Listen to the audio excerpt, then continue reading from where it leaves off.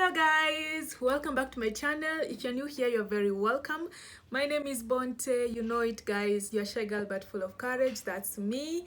I'm back with another video. Well, part 2 of the medical malpractice series of videos. If you have not watched part 1, please trust me, you'll like it. You'll learn more about medical malpractice. So go back after watching part 2 or watch part 1 then come back to part 2. So I just wanted to do an intro for this part 2 video. If you have not subscribed, please subscribe. Do not forget to turn on the notification bell in order to get notified when I post a new video.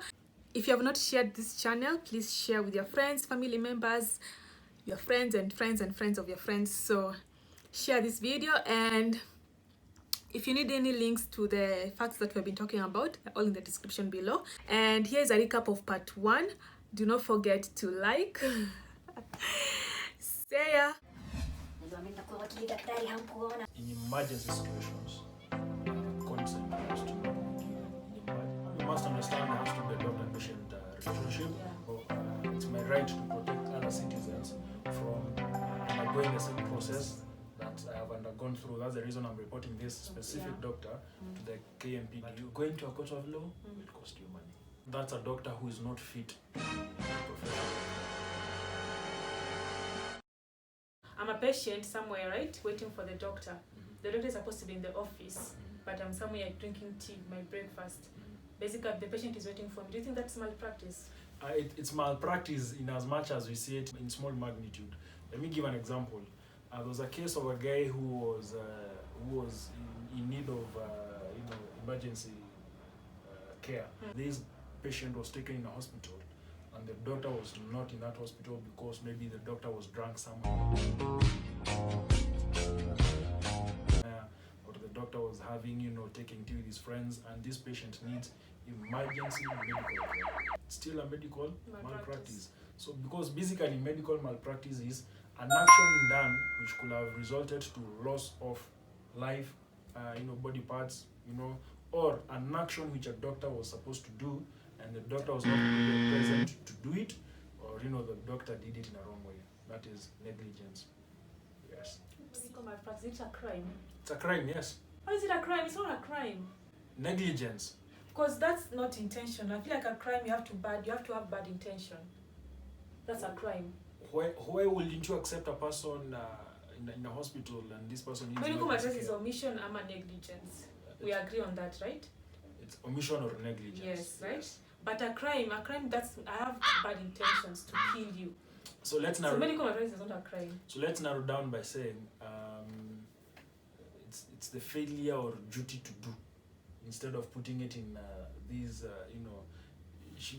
you're making it seem as if the doctor did he wants or she wants to do it so that the patient cannot live. Not really. So it's not a crime, huh? Okay, what's a crime? A crime basically is something that you do against the law. It doesn't have to be with my intentions. It doesn't have to be the intentions. You see, stealing is a crime, but I can steal because my son slept hungry. That's why I stole bananas from your house. But that's your intention now. Whether it's still a bad intention, because so you see, no, it's a good intention because I was stealing so that my son can get supper because he has not eaten for 3 days. So there's a good aspect in it, and there's a negative aspect whereby I'm stealing from someone else. So you're saying medical malpractice it's a crime? I think let's put it as a crime. Maybe before you continue, if I was to give an example, there's another case that involved a certain hospital and a certain patient who needed an implant. And after the case, this hospital claims to have done the implant to the said patient. Okay. So this patient, she never wanted to have a third child. Goes to the same hospital, takes test, and she's pregnant. And she is like, why am I pregnant? And I paid, and I had an implant done, and paid and everything. And in fact, even she underwent a surgical, the surgical process of the implant.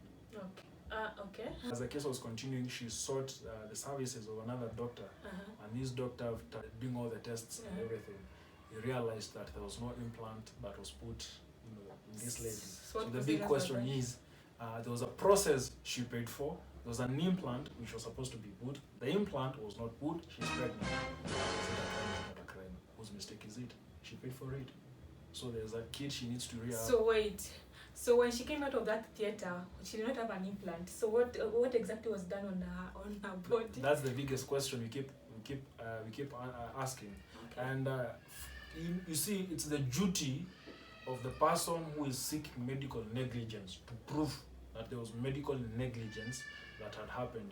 And it's easy to prove medical negligence with the help of another medical practitioner. Yeah. So at the end of the day, what happened?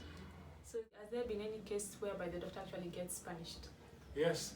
In most instances, the doctors will be punished. It's good also to acknowledge that the doctors' professional bodies are doing a great job, because the statistics that are in place, they have solved over 95% of the cases which have been lodged in the offices or with them. Again, our courts are doing a very good and great job for those who've taken their cases there.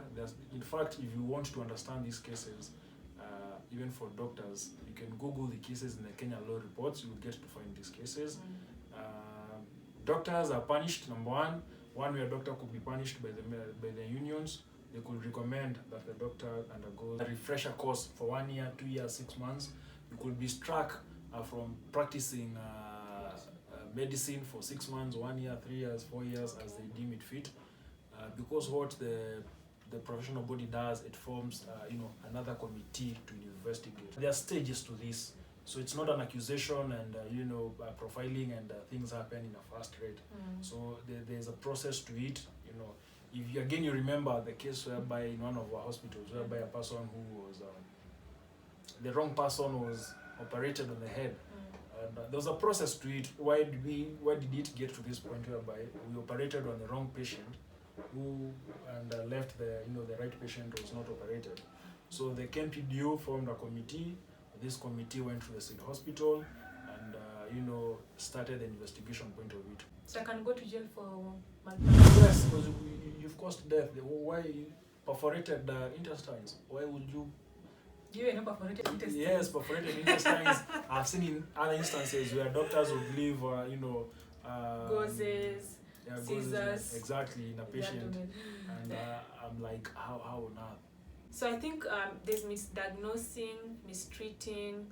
There is denying treatment, not being present during the time you're supposed to be present. Yes. There is basically the complaints, most common negligence, malpractice.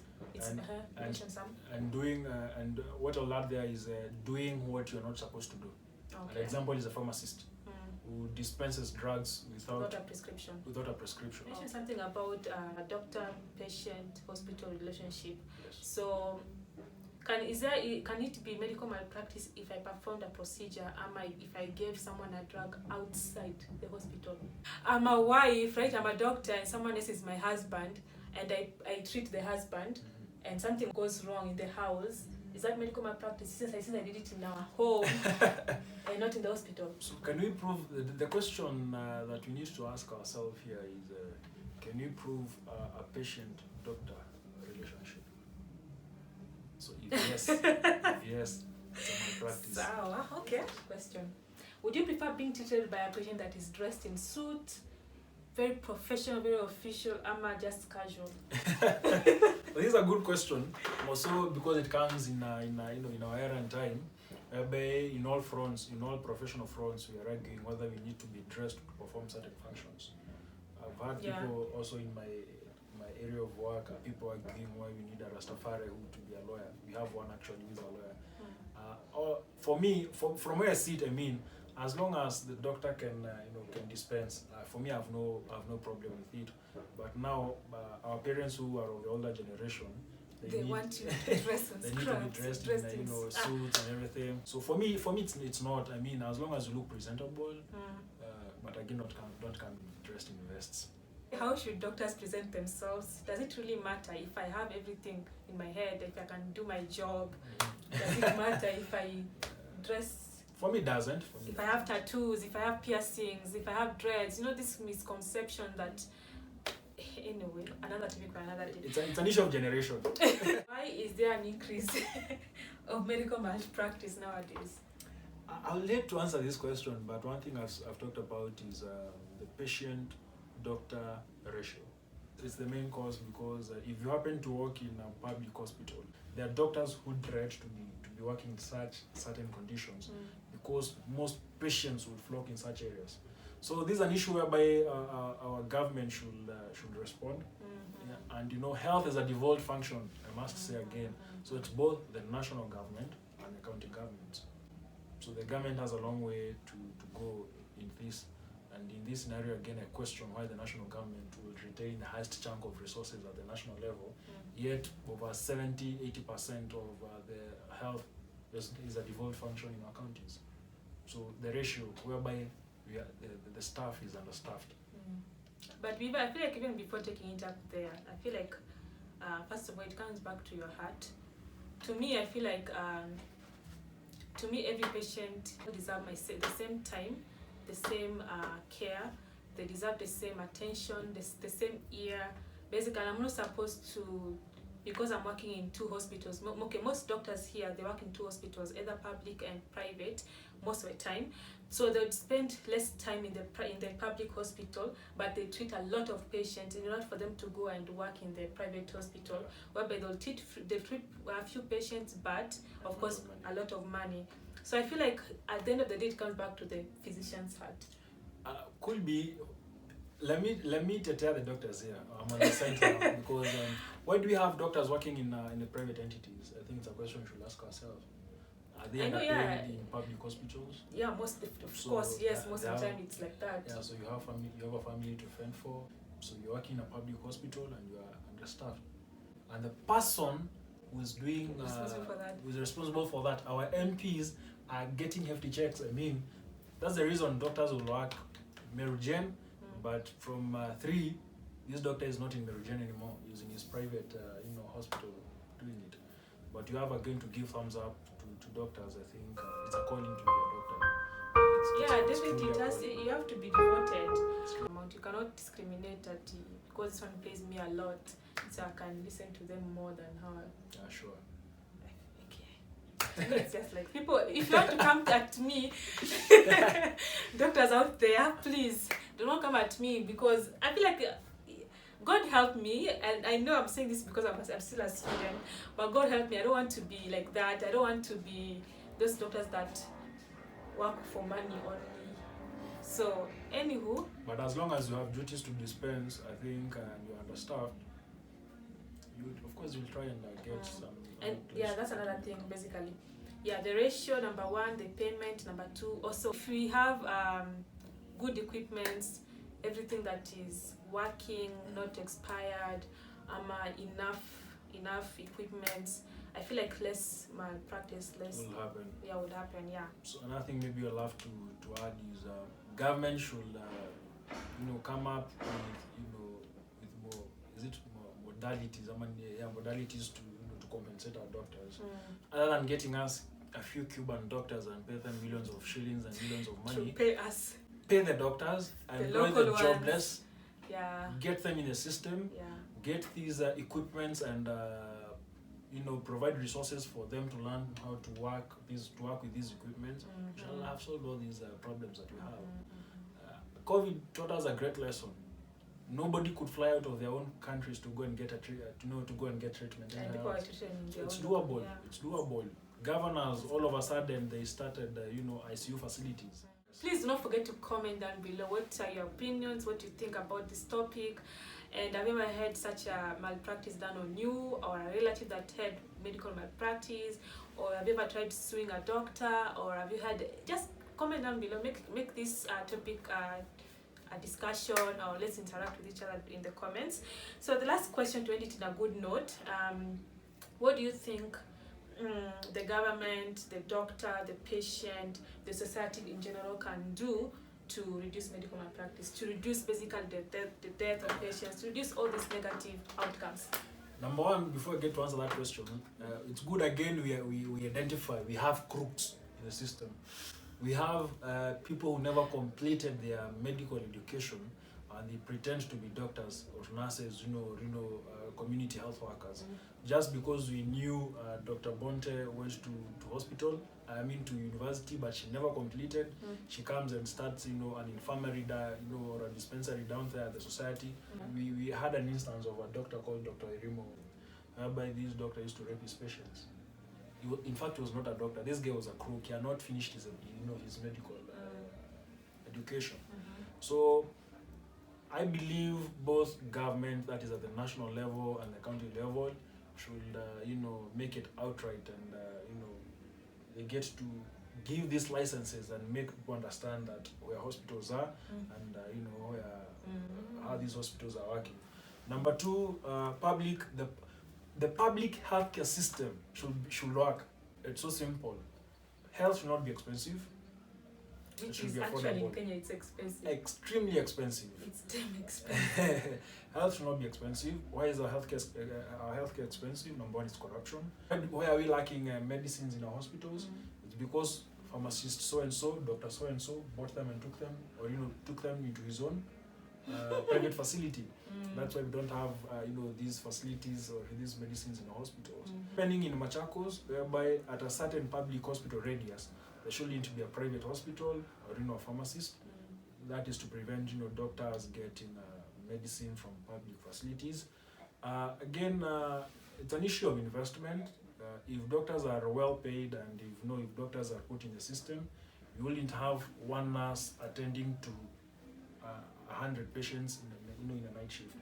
I've seen doctors cry and burn out. I've received calls from my fellow friends who are doctors complaining of burnouts and everything. Number three, government should involve psychological, the psychological and emotional health battlefield. So this doctor needs somebody to replenish, the remaining strength and share the emotions and everything. So basically, government invest in the health sector. Where doctors are complaining they have not been paid for 4 months.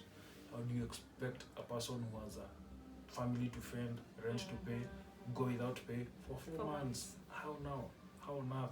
And yet, you as a governor, you're the first person to receive your salary.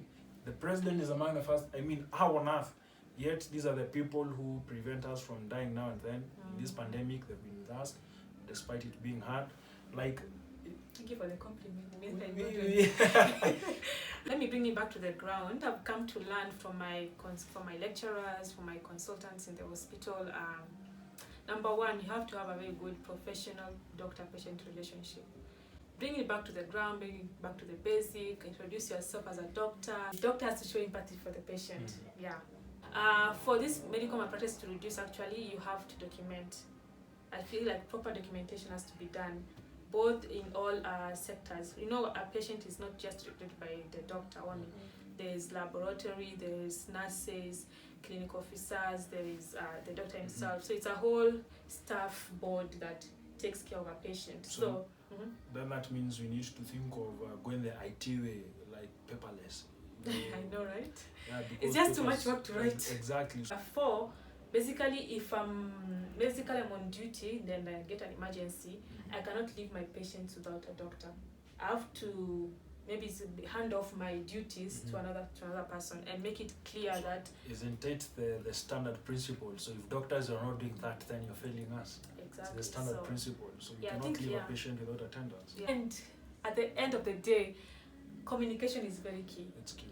I never had anything from your patient. And the patient. And I'm supposed to, the patient is supposed to not hide anything from his doctor, from her doctor. Supposed to communicate very quickly, very clearly. Never hide your mistakes. Basically, everyone can become a patient, and at the end of the day, just love each other. It won't hurt you to love. It won't hurt you to do good. Be generous. If you are meant to treat patients, treat them with all your heart.